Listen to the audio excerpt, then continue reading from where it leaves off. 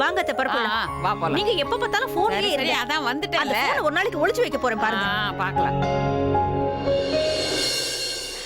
வாங்க வாங்க, வணக்கம். சரளா வணக்கம். வாங்க வாங்க, வணக்கம். வணக்கம். எப்படி இருக்கீங்க? நான் நல்லா இருக்கேன். என்ன திடீர்னு இந்த பக்கம் வந்திருக்கீங்க?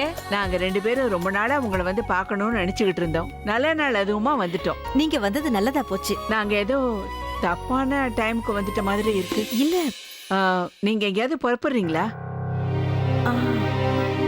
அக்கா, நாம வேணா வீட்டுக்கு போயிட்டு இன்னொரு நாள் வந்து இவங்களை இல்ல பார்க்கலாமே. இல்ல இல்ல அப்படிலாம் ஒண்ணும் இல்ல. நாங்க எல்லாரும் விநாயகர் பூஜைக்கு தான் புறப்பட்டுக்கிட்டு இருந்தோம். அப்புறம் போய்க்கிறோம். நீங்க உள்ள வாங்க வாங்க வாங்கம்மா, உட்காருங்க. வாங்க. ஜானகி, எல்லாருக்கும் குடிக்க தண்ணி கொண்டு வா. பிரக்யா வீட்ல இல்லையா? வெளியே போயிருக்காளா? அது வந்து என்னன்னா, பிரக்யா புதுசா வேலைக்கு சேர்ந்திருக்கால, அதனால டெய்லி ஆபீஸுக்கு போய்கிட்டு இருக்கா. மத்தவங்க எல்லாம் என்ன பண்ணிட்டு இருக்காங்க? வீட்ல மத்தவங்க எல்லாருமா? தெரியலையே. நான் இந்துவை டாக்டர் கிட்ட கூட்டிட்டு வந்திருக்கேன் இல்லையா? மத்தவங்கள பத்தி எனக்கு எதுவும் தெரியலப்பா. நீ என்ன ஏன்பா கேக்குற?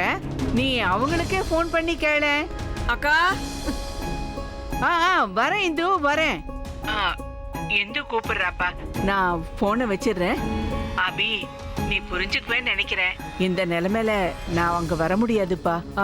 நான் இல்லாம நீ மேனேஜ் பண்ணிக்கப்பா. நான் போனை வைக்கிறேன். சரி பாட்டி, நீங்க கிராணியை பாத்துக்கங்க. சடனா கிராணிக்கு என்ன ஆச்சு? காலையில நல்லா தானே இருந்தாங்க. சரி, அவங்க பரவாயில்ல. மத்தவங்க எல்லாம் என்ன பண்றாங்க? ஒரே நேரத்துல எல்லாருக்கும் உடம்பு சரியில்லாம போயிடுச்சாங்க. உஷா ஃபேன், மத்த உஷா ஃபேன்ஸ் எல்லாம் எங்க? அப்படின்னா நான் தான் நேத்தே சொன்னேன் உன் ஃபேமிலியை கூட ஈவென்ட்க்கு கூட்டிட்டு வான்னு. எங்க அவங்க எல்லாம் காணோம்? அவங்க வந்துட்டு இருப்பாங்க, இப்போ வந்துருவாங்க. அப்போ ஓகே, என் ஃபேமிலி தான் வரல, உன் ஃபேமிலியாவது வராங்களே. சரி, நான் போய் என் ஃப்ரெண்டை மீட் பண்றேன். உன் ஃபேமிலி வந்த உடனே எனக்கு கூப்பிடு. சரி. என் குடும்பத்து மேல இவருக்கு எவ்வளவு அக்கறை. அவர் எல்லாமே மறந்துருக்கலாம், ஆனா அவரோட அன்பு மட்டும் அப்படியே மாறாம இருக்கு. நல்லவங்களால மட்டும்தான் எப்பவும் இப்படி இருக்க முடியும்.